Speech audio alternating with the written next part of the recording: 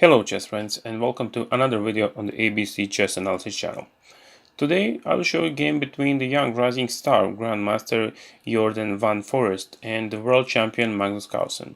They play in the round 5 of the Tata Steel Masters 2019, and here we have e4, c5, knight f3, knight c6, so this is the Sicilian defense, d4, c takes, knight takes, and then knight to f6, knight c3 was played, and then e5. So this is the Sveshnikov or the Lasker line. So knight to b5, threat to go on d6, so d6 was played, and knight to d5. Instead of knight d5, there is a line with the bishop on a g5, which is the main line, and also a6, of course, attacks the knight, so knight goes back, and b5, threat to play b4, so knight goes to d5, and after that bishop e7. That's the main line. But in this position, Jordan decided to play knight to d5 immediately. And after that, knight takes d5, e takes d5, attacks the knight. So knight can choose knight to b8, goes back to the starting position, or knight to e7. And he goes with the knight e7, c4, knight to g6, and after that queen a4. So now he wants to give some double check with the knight on c7 or d6 square, and bishop d7 was played, so queen b4, still make pressure on the d6 with the knight and the queen, and queen defends that, queen b8, so h4 was played. After that, of course, idea is to play h5 and attack the knight on g6, so h5 and bishop to e3, a6, kick out the knight from b5 square, so knight to c3, and f5. So idea is clear. f5, he grabs some space here and wants to play f4. So long castle, after that bishop to e7 and g3, after that castle, bishop to e2, and then e4. What we can see here, white is attacking pawn on h5, so that bishop from e2 square attacked the pawn. So here Magnus decided to sacrifice that pawn. So he played e4, and after that, if he takes on h5, which looks like a good option because he's pawn up after that, knight goes to e5, and when the bishop goes back, because it's forced, knight threat to give a check on d3 and also make a really big pressure on the c4 pawn.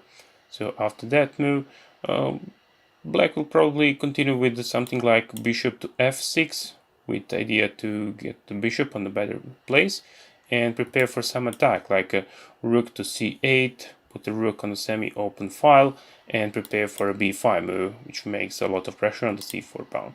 And also king is on c1 on the same file with the rook on c8. And that would be very dangerous for white. So instead of that, white decided not to take the pawn on h5, so he played bishop to d4, and after that bishop f6 was played, so they trade the bishops on f6 square, and after that queen to b6. That's a very good move because it stopped black's attack for a moment, because right now he's unable to push the pawn on b5.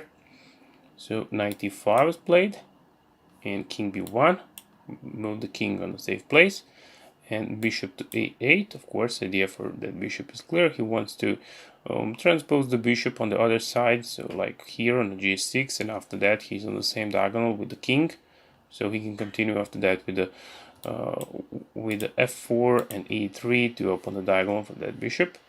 Rook d2 was played, and knight d7, kick out the queen from b6 square, so queen goes back, queen to d4, queen c7, and knight to d1. He wants to transpose the knight on a better place, so when the knight stays here on the c3, he looks good, but what he's attacking pawn on e4, which is very well defended by pawn connected, so he can transpose the knight over d1 on e3, which looks much better for him. He is defending these two pawns and attack the opponent pawn on f5, so he played knight to d1, after that knight d5, knight to e3, and it's time for black to do something and to start attack. So he played f4, wants to open the f file, and when g takes, rook takes, white goes with the rook to g1, put the rook on the semi-open file.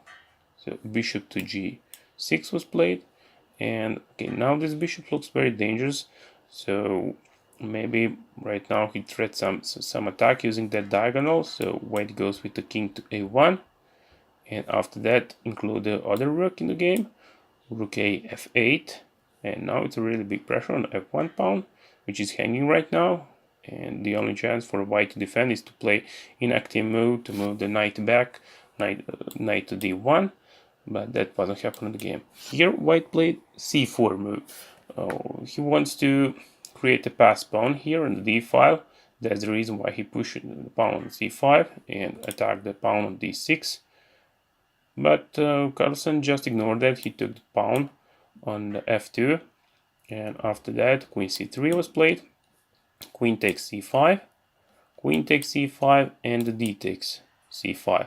After that d6 was pushed, so he wants to push the pawn and promote. So king h7, he just ignored that line. And after d7 and knight to f3, which makes a double attack on the two rooks, white simply resigned.